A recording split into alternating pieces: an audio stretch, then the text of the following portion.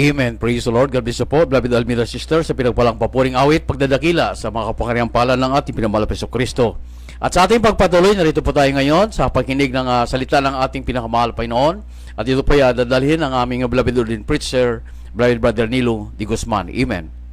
Purihin po ang ating dakilang Diyos, mga minamahal. God bless you, my beloved Brother Eddie. Amen. Hallelujah. Praise God.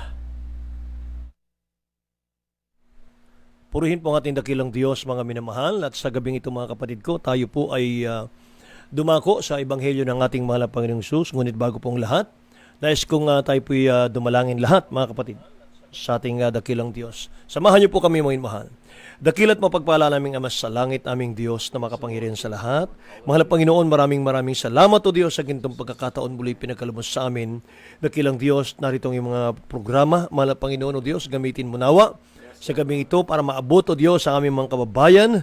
Dakilang Diyos, hallelujah, tanggapin nilang kaligtasan. Mahal na Panginoon o Diyos, hallelujah, maging tagapagmana ng buhay na walang hanggan.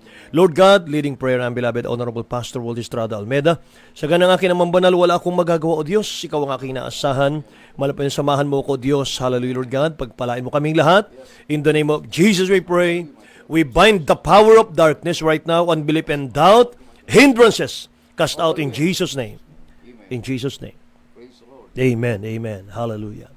Purihin ang ating mahal na Panginoong Hesus, mga minamahal ko. At tayo po, mga minamahal, ay muling nagpapaabot ng pinakamataas pong pagpupuri, pagluluwalhati, pagdakila, pagsamba, mga minamahal, natatangi sa ating pinakamamahal na Panginoong Hesus sa gabing ito. Purihin ang kanyang dakilang pangalan, mga kapatid, at mga minamahal, ako po ay nagbibigay din ng pagbati, paggalang po sa ating beloved Honorable Pastor Walter Estrada Almeda, ang kanyang butihing mga anak, the Almeda children, the whole of the family, at patuloy po nating alaala mo mahal sa ating minamahal, ginagalang Assistant Pastor Lina C. Almeda.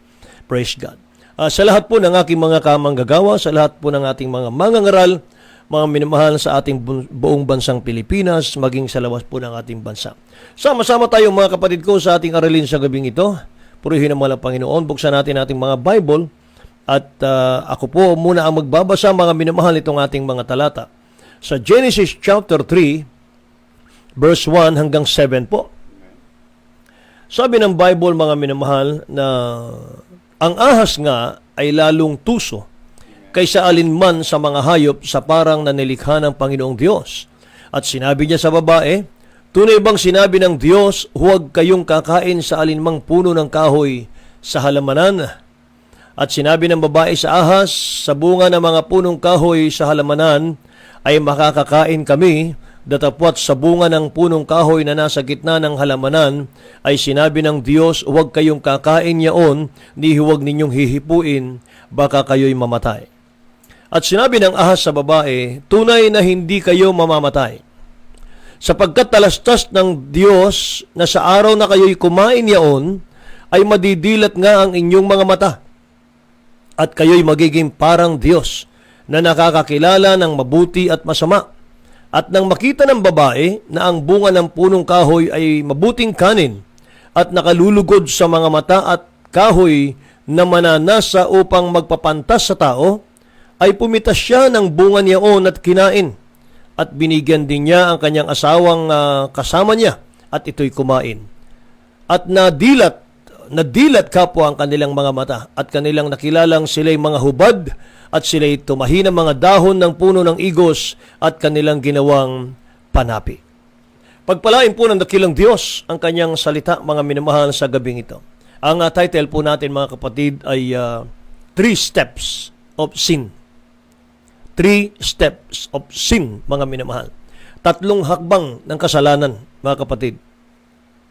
At mga minamahal, sabi ng talatang ito sa verse 3 sa wikang Ingles, mga kapatid, God hath said, ye shall not eat of it, neither shall ye touch it, lest ye die.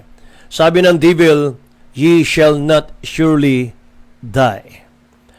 So mga minamahal, alam na po natin yung history, mga kapatid ko, nitong panimula ng mga tao sa mundo na natukso po si Eva at binigyan po niya ng pagkaing pinagbabawal si Adan. Kaya nga po sabi ng Biblia, namulat ang kanilang mga pangunawa, namulat ang kanilang mga kaisipan at sila'y nahiya, mga mahal. gumawa sila ng pang-cover sa kanilang katawan, mga kapatid. So nabuhay po, mga minamahal ko, yung kasalanan, mga mahal. Kaya mga kapatid, makita nyo dito, mga mahal, na yung si Eva ay napaniwala po ni Satan, mga kapatid. Alam nyo, ang tawag po kay Satan ay manunukso. Lahat po ng kasalanan, lahat ng kaguluhan, ng sakit, ano pa man mga minamahal ang nagpapahirap sa tao, gawa lahat ni Satan yan.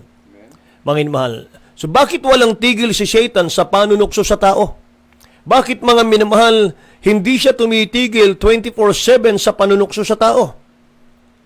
Para ang tao po ay pumasok sa buhay na gusto ng dyablo at maging alipin po ng kasalanan. Mga minamahal. Yan po ang dahilan kung bakit hindi tumitigil ang dyablo sa panunukso sa mga tao, mga kapatid.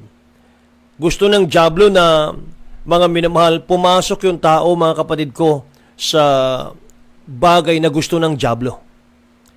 Ang panunukso kasi ng dyablo, mga minamahal ko, ito po'y imbitasyon niya sa tao. No? Invitation sa tao ito para ang tao po ay pumasok sa buhay na gusto ng dyablo at maging alipin po ng kasalanan.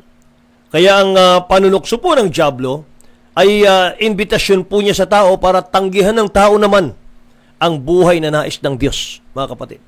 Oh. Inuulit ko, mga minamahal, yung panunukso naman ng dyablo, pangalawang bagay na dapat nating malaman, yan po'y invitation po ni Satan yan sa tao para tanggihan po ng tao ang buhay na nais ng Diyos para sa tao, mga kapatid. Sabi ng John chapter 10 verse 10, ihanda natin sa Tagalog, the thief cometh not. Ang tinutukoy dito, may man si Satan. The thief cometh not but for to steal and to kill and to destroy. I am come that they might have life and that they might have it more abundantly. O yun, sa Tagalog po. Dito po, Ebanghelyo ni San Juan, Kapitulo 10, versikulo 10. Hindi po marito ang magnanakaw, kundi upang magnakaw at pumatay at pumuksa. Ako'y naparito upang sila'y magkaroon ng buhay at magkaroon ng kasaganahan nito. Amen. Tingnan nyo, mga minamahal. Ang dyablo raw, si Satan, mga kapatid, ang kanyang gusto sa tao ay wasakin ang buhay, pumatay, mga minamahal. Yun ang kanyang gusto. Amen. Pero sabi ng nabasa natin, mga kapatid ko, sabi ng ating mahal na Diyos, I am come that they might have life. Amen. Praise And the Lord. that they might have it more abundantly, mga kapatid. Yan ang plano ng dakilang Diyos sa tao. At ayaw ng dyablo, mga mahal, na yan po'y maisasakatuparan po ng dakilang Diyos sa tao. Kaya palagi po niyang tinutukso ang tao, mga kapatid. Para nang sa ganoon, mga mahal, lumubog na ang tao sa kasalanan. Malunod ang tao sa kasalanan. At gusto po ng dyablo, mga minamahal ko, na maging busy ka sa paggawa ng kasalanan. At para mawasak ang buhay mo. Papatayin ka niya, mga minamahal, para mapunta ka sa impyerno. Yan po, mga kapatid ko, ang kanyang plano. Ang gusto naman ng dakilang Diyos, mga minamahal ko, ay masaganang buhay. Amen. Pinagpalang buhay, mga kapatid. Amen. Hallelujah. Thank you, Lord. Amen. Kaya nga, mga minamahal, ang Jesus Miracle Hour, Jesus Miracle Crusade, mga minamahal, magdadala sa ating mga tahanan ng magandang balita, Amen. ng katotohanang salita ng Diyos, mga kapatid. Praise the Lord. Para nang sa ganun, kung ikay sasampalataya, kung ikay maglilingkod sa dakilang Diyos, mga minamahal, makakalaya ka sa kasalanan, mga kapatid ko, at magmamana ka ng pangako ng ating dakilang Diyos. Amen. Mga kapatid. Meron pong 3 hakbang patungo po sa kasalanan. Kung hindi po natin ito babantayan, mga minamahal ko, ay ihuhulog tayo nito sa kasalanan, katulad po na nangyari kay Eva at kay Adan. Number 1 po ay the power of hearing, mga kapatid. Kapangyarihan po ng pakikinig. Pangalawa po ay the power of believing.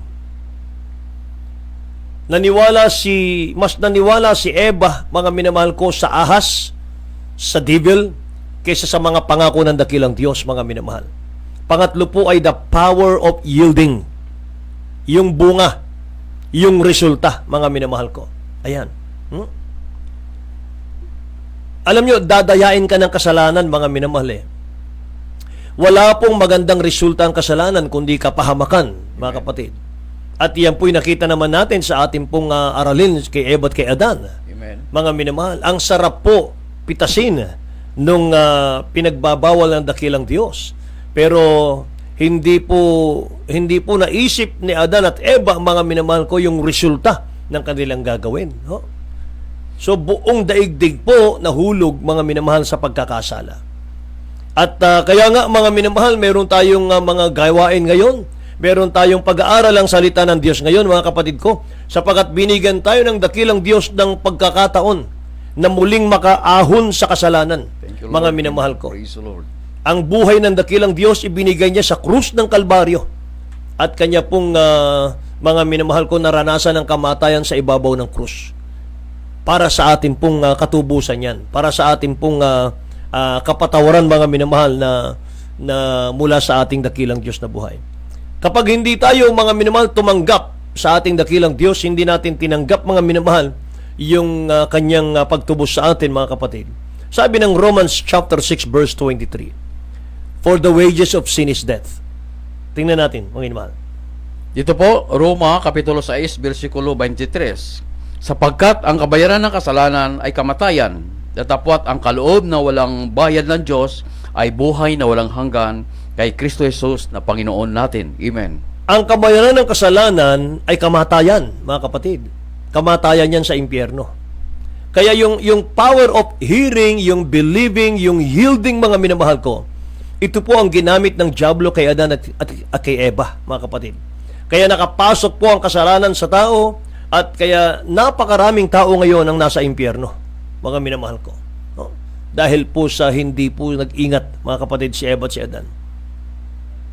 And the devil speaks to men, mga minamahal. Hanggang ngayon, mga kapatid ko, patuloy tayong inuudyukan ng dyablo, mga minamahal ko, na magkasala, na sawayin po natin ang utos ng mahal na Panginoon sa atin, mga minamahal ko. Isipin muna natin yon. Isipin muna natin ang resulta, mga minamahal. Isipin natin ang resulta, mga kapatid. Bago tayo maniwala, mga minamahal, sa mga bulong ng dyablo sa ating buhay, mga minamahal, isipin natin yung resulta, mga kapatid ko. At ang dyablo po, mga minamahal ko, ang kanyang bulong sa tao ay pinaniwala niya ang tao, mga kapatid ko, na masarap pong magkasala. No? Pinaniwala niya yung tao, mga minamahal ko, na masarap ang kasalanan at hindi ito nakapagpapahamak, mga kapatid. Yun yung sinabi ng ahas eh. Yun yung sinabi ni Satan kay Eva eh. Sabi ng dakilang Diyos, huwag niyong hipuin, huwag niyong pitasin, mamamatay kayo. Sabi ng dyablo, hindi totoo yan. Hindi kayo mamamatay, Eva. Kundi magiging matalino kayo. Magiging katulad kayo ng Diyos. Tingnan niyo, oy mahal. Katusuhan po ng dyablo. Amen. So ginamit po ng dyablo yung power of hearing, mga minamahal ko, power of believing. Hallelujah. At hindi mo na sinabi ng dyablo yung result, mga kapatid. Hindi mo na sinabi yung result ng dyablo. Gugulatin ka ng dyablo eh, mga minamahal. Ginamit ng dyablo yung power of hearing para takpan ang mata ng maraming tao sa power of the gospel. Ano ba yung gospel, mga minamahal? 2 Corinthians chapter 4, verse 4. In whom the God of this world, Satan, hath blinded the minds of them which believe not, lest the light of the glorious gospel of Christ, who is the image of God, should shine unto them. Mga minamahal, Tagalog. Dito po, pangalawang Korinto, Kapitulo 4, versikulo 4, na binulag ng Diyos ng sanglibutan ito ang mga pag-iisip ng mga hindi nagsisimpalataya upang saklay huwag sumilang ang kaliwanagan ng Ebanghelyo ng kalwatian ni Kristo na siyang larawan ng Diyos. Amen. Tingnan nyo, mga minamahal ko. Binubulag ng dyablo yung mga mata ng mga tao para hindi niya ipakilala ng Ebanghelyo ay powerful. Mas powerful sa dyablo. Mga minamahal. Kutong lupa lang ang si Satan sa ating dakilang Diyos, mga Amen. kapatid. Amen. Praise the Lord. Kaya huwag natin siyang paniwalaan. Mas paniwalaan natin, mga minamahal, yung purong-purong salita ng Diyos. Amen. Ang dyablo po ay huwad. Amen. Siya po'y impostor. Siya po'y mandaraya. Amen. Siya po'y mapanlinlang, mga minamahal ko. Yan ang dyablo. Kaya napakahalaga na laging siyasatin natin. Siyasatin mo, mga minamahal, kung ano yung pinakikinggan mo araw-araw, mga kapatid. Dapat mga minamahal, ating pong chinecheck yung ating pinakikinggan araw-araw dahil apektado ang buhay mo, mga minamahal ko, sa kung ano ang palagi mong pinakikinggan. Amen. Mga kapatid ko. Ganyan po ang power of hearing, mga kapatid. Hallelujah. Kaya kung babasahin natin ang Deuteronomy chapter 31, verse 12 and 13, mga mahal, sabi rito, gather the people together, men and women, and children, and thy stranger that is within thy gates, that they may hear, and that they may learn, and fear the Lord your God, and observe to do all the words of this law.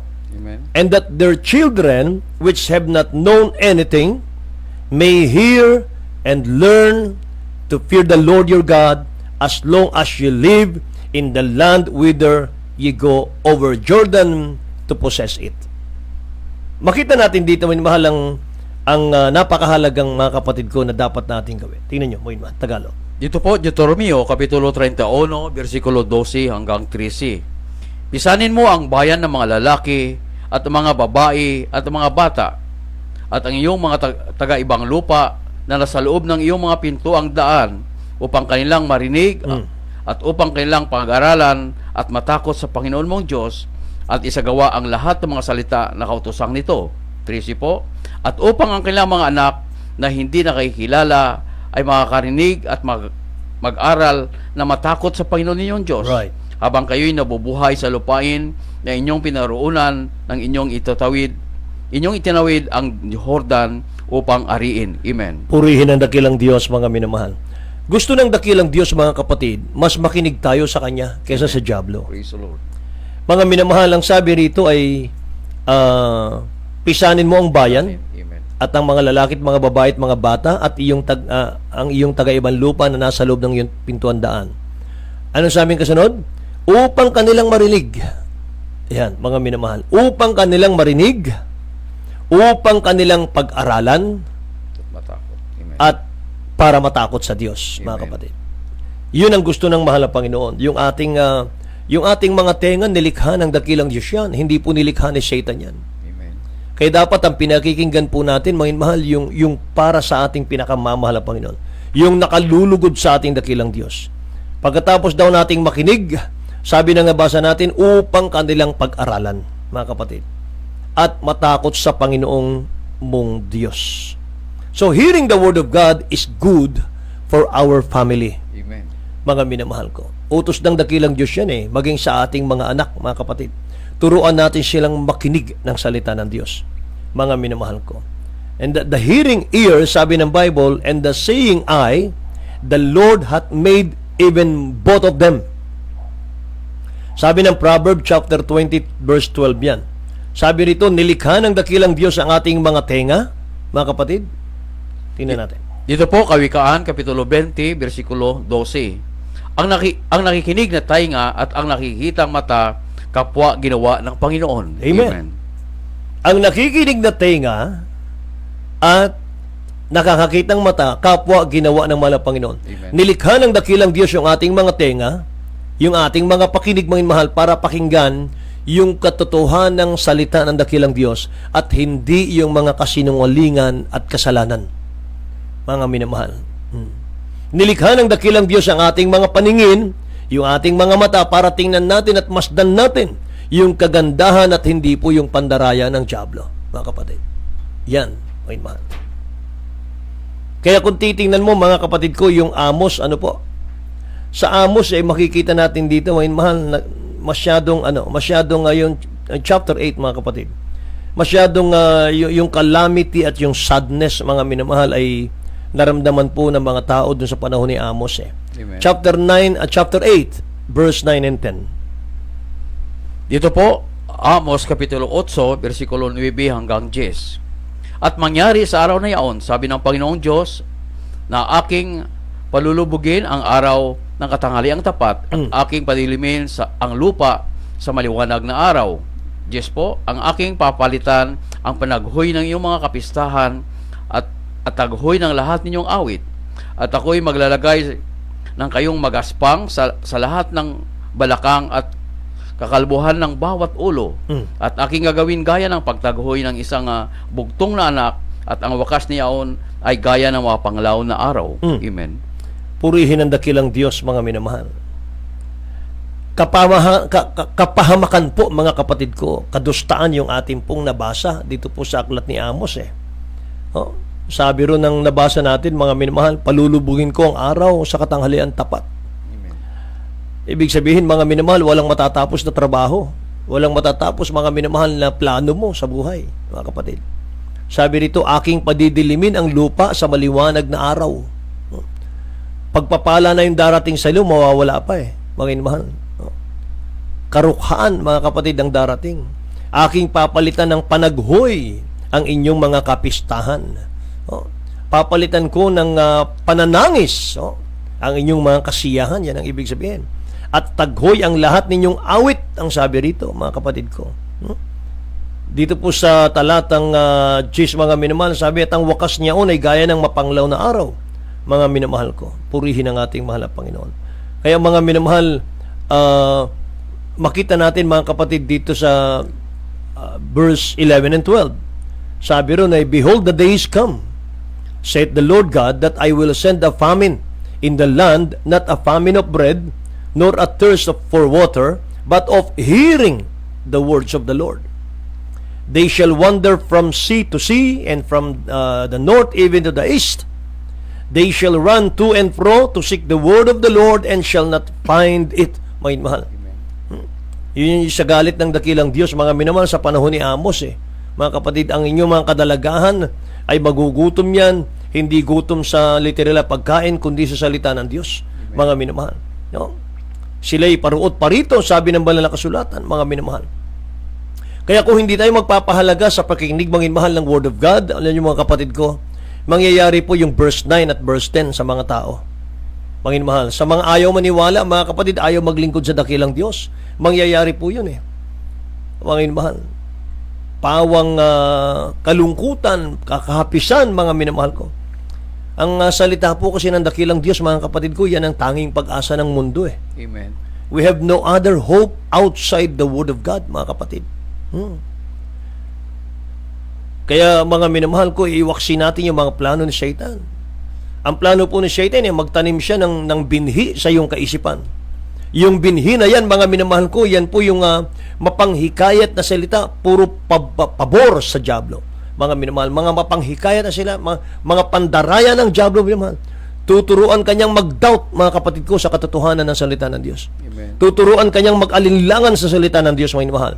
At kapag nakita ng dyablo na interesado ka, mga minamahal, makinig sa kanyang panlilinglang, he keeps come back and coming back. He keeps coming back and coming back. Mga minamahal. Babalik at babalik po ang dyablo, mga kapatid ko.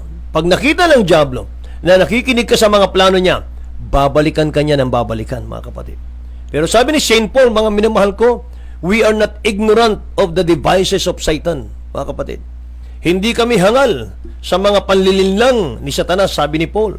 Dapat ganon din po tayo. So, ang gagawin po natin, mga minamahal, read the Word of God, believe it, and practice it, mga kapatid ko. Yan, mga minamahal ko, ang magandang nais ng dakilang Diyos na gawin natin. Praise God. Kaya mga minamahal, sa Ephesians chapter 6 verse 10 and 11, finally, my brethren, sabi rito, be strong in the Lord. Be strong in the Lord and in the power of His might. Put on the whole armor of God, that ye may be able to stand against the wiles of the devil. Tingnan niyo, mga minamahal ko. Tagalog. Dito po, Epeso, Kapitulo 6, versikulo 10 hanggang 11. Sa katapos-tapusan, magpalakas kayo sa Panginoon sa kapangyarihan ng kanyang kalakasan. Mga bihis kayo ng buong kagayakan ng Diyos upang kayo'y magsitibay laban sa mga lalang ng dyablo. Amen. Tingnan niyo, mga minamahal. Yan po ang binibilin sa atin, mga kapatid ko, ng salita ng Diyos. Be strong in the Lord, my man. Magpakalakas tayo sa mahal na Panginoon, mga kapatid. Kung titingnan natin yung verse 12, for we wrestle not against flesh and blood, but against principalities, against power, against the ruler of the darkness of this world, against spiritual wickedness in high places, mga kapatid. Yan ang ating kaaway. Hindi natin nakikita, walang laman, walang dugo, walang buto, mga minamahal ko. Siya'y umuudyok sa tao para suwayin natin ang utos ng dakilang Diyos, mga minamahal. Pero mga kapatid, huwag kayong makikinig, mga minamahal. Huwag kayong makikinig sa diablo, mga kapatid. Ang diablo wala pong ginawang mabuti sa ating buhay, mga kapatid. Wawasakin ka niyan, sisirain ka niyan, mga minamahal. Maglingkod tayo sa dakilang Diyos, mga kapatid. Kaya nais ng dakilang Diyos, mga minamahal ko, at nais po, mga minamahal, sabihin ng Jesus Miracle Crusade at ng programang ito, mga minamahal, Jesus Miracle Hour, protektahan natin yung ating mga tenga sa pakikinig, mga minamahal ko. Huwag nating pakinggan yung udyok ng diablo. Ang pakinggan lang natin, mga minamahal, yung pure Word of God. Mga kapatid, na napapakinggan po ninyo rito sa gawaing ito. Yung mga patotoo, yung mga himala ng dakilang Diyos sa programang ito, mga minamahal. Makinig tayong mabuti, mga minamahal, sa mga ginawa ng dakilang Diyos, mga kapatid ko. Yung mabubuting bagay na ginawa ng dakilang Diyos sa ating mga buhay. Purihin ang ating mahal na Panginoon. Kaya yung Romans, mga minamahal, chapter 8, verse 37, sabi ng Bible, we are more than conqueror through Him that love us. Tayo'y mapagtagumpay sa pamamagitan ni Kristo, mga minamahal. So dapat nating i-conquer, dapat natin, mga minamahal ko, i-overcome or pagtagumpayan ng kasalanan. So para maging overcomer tayo, dapat maging pag-aari ka ni Kristo. Dapat maging pag-aari tayo ng ating pinakamamahal pa sa Kristo. Sapagkat ang sabi ng Romans chapter 8 verse 9, if any man have not the Spirit of Christ, he is none of His. Amen. Ang tao walang Espiritu ni Kristo, siya'y hindi kay Kristo, mga minamahal. Paano gagawin natin, mga kapatid? Unang-una, alamin natin, mga minamahal, paano mapapatawad ang kasalanan natin, Amen. mga kapatid.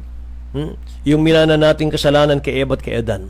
Sabi ng Gawa 2:38, mangagsisi kayo at mangagbautismo ang bawat isa sa inyo sa pangalan ni Hesukristo sa ikapagpapatawad ng inyong mga kasalanan at tatanggapin ninyo ang kaloob ng Espiritu Santo. Amen.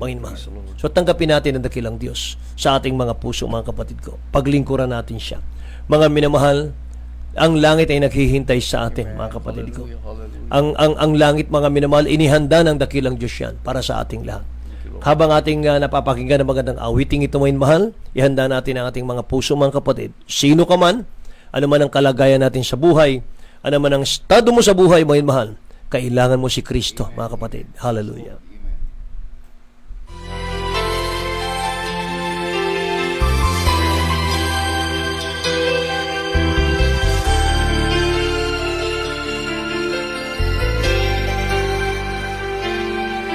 If the ship of your life is tossing on the sea of strife, you need someone. If you feel so all alone and your house is not a home, you need someone. If it seems life isn't fair and there's no one left to share all those lonely days and nights, and when things won't turn out right, you want someone to care and someone to just be there. You need someone. So I give you Jesus. Purihin po ang ating dakilang Diyos, mga minamahal. I give you Jesus. Binibigay po namin sa inyo, mga minamahal, sa gabing ito ang ating nagmamahal na Diyos, ang ating pinakamamahal na Panginoong Sus. Punong-puno siya ng kapayapaan, mga minamahal. Bibigyan niya tayo ng katiyakan, mga kapatid ko, kaligtasan at buhay na walang hanggan. Hallelujah. Sinira ng diablo ang ating mga buhay, mga minamahal. Aayusin ang dakilang Diyos yan, mga kapatid. Bubuin muli ng mahal na Panginoon, mga mahal, ang inyong sirang buhay. Tanggapin niyo lamang siya bilang sariling tagapagligtas. Mga minmahal, hindi relihiyon ang ating tatanggapin, ang ating mabait na Diyos tagapagligtas. Relasyon sa dakilang Diyos ang nais ng mahal na Panginoon, mga minmahal, hindi po relihiyon. Mga kapatid, samahan niyo po kami sa panalangin. Sabihin po ninyo, mga mahal, mahal na Panginoong Sus, maraming salamat po sa ebanghelyo ng kaligtasan na aking napakinggan sa gabing ito. Mahal na Panginoong Sus, isa akong taong makasalanan. marumi sa iyong harapan, ngunit ako po'y sumasampalataya, dakilang Diyos, na kami tinubos mo sa krus ng Kalbaryo. Handang patawarin sa aming kasalanan, O Diyos. Mahal na Panginoon, sa mga sandaling ito, aking pinagsisihan ang aking mga kasalanan. Tinatanggap kita, O Diyos, bilang hari ng aking buhay. Patawarin mo po ako. Hugasan mo ako ng banal mong dugo. Mahal na Panginoon, umago sa krus ng Kalbaryo. Gawin mo akong tunay mong anak, Kristiyano sa puso, sa gawat katotohanan, ng tagapagbana ng buhay na walang hanggan. Ito ang aking samot dalangin sa pangalan ni Jesus. Amen. Amen. Nailed on the bitterness. Sa lahat po ng ating mga may karamdaman, mga minamahal, purihin ang mahal na Panginoon. Ano man ang ating mga karamdaman, mga kapatid ko, tinanggihan man ng mga doktor, ng medisina, mga minamahal, sa Diyos po walang imposible, mga kapatid. Sama-sama tayo, mga minamahal. Ipatong niyo po ang inyong kanang kamay sa inyong computer, sa inyong pong receiver, mga kapatid. At ang kaliwang kamay, patong niyo sa inyong mga karamdaman, mga minamahal. Kung meron man kayong loved ones na nakaratay, mga minamahal, katabi ninyo, mga kapatid. Ipatong niyo ang inyong kaliwang kamay, mga minamahal, sa inyong loved ones na nakaratay, mga minamahal. Sa pangunat padalangin natin, beloved Honorable Pastor Wilde Estrada Almeda, aabutin tayo ng makapangyarihang kamay ng Diyos, mga minamahal. Dakila't mapagpala naming Ama sa langit, dalangin po namin, mahal na Panginoon o Diyos, lahat ng aming mga kababayan sa gabing ito. Mahal na Panginoon o Diyos, iyong pagpalain sila, Ama. Mahal na Panginoon, mong papagpala mong kamay. Si Beverly Gabriel, mahal na Panginoon, masakit ang kanyang paa, high blood. Mataas ang kanyang cholesterol at acidic. Ang banal si Gertrudes Lucena, namamanhid po ang kanyang paa at complete healing ang ipagkalubos sa kanyang mga mata, o Diyos. Ganon din po si Bernadette Mira Bentic, mahal na Panginoon, high blood po at namamaga ang kanyang mata. Ganon din po si Vic De Leon, trumpeta, mahal na Panginoon. Malabo rin po, o Diyos, ang kanyang paningin. Si Lorenzo Baluyot, mahal na Panginoon, nahihirapan siyang huminga sa mga sandaling ito. Abutin mo siya, mahal na Panginoon. Si Charlie Corlett, mahal na Panginoon, makasa po sa kanyang BSMP.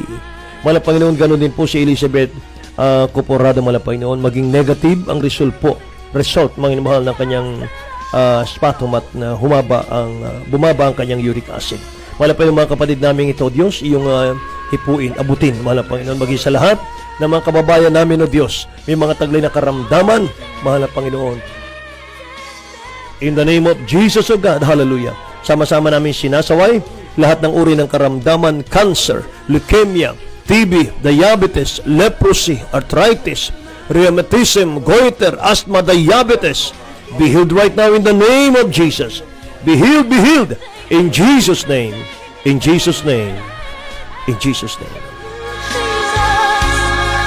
My friend, Purihin ang ating dakilang Diyos, mga minamahal. Amen. Hallelujah, mga kapatid. Tayo po ay nagtatapos sa ating pong palatuntunan sa gabing ito, mga minamahal ko. Umasa po kayo at magtiwala sa ating dakilang Diyos na buhay. May nagawa ang Diyos sa inyong mga buhay, mga minamahal, sa inyong mga tahanan. Praise God. Pananampalataya at pagtitiwala, mga minamahal. Ang pananampalataya hindi nakikita, inaasahan ito, mga kapatid. Kaya mga minamahal, pagpalain kayo ng ating dakilang Diyos, mga kapatid ko, sa mansulok ng ating bansa at sa labas ng ating bansa. Tayo po yan nanonood, nakikinig, mga minamahal. Ingatan tayo ng dakilang Diyos, mga kapatid.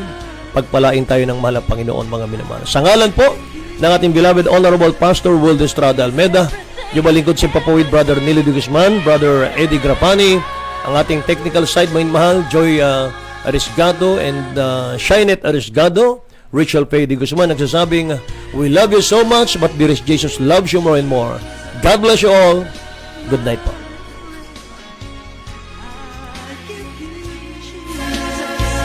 He's everything.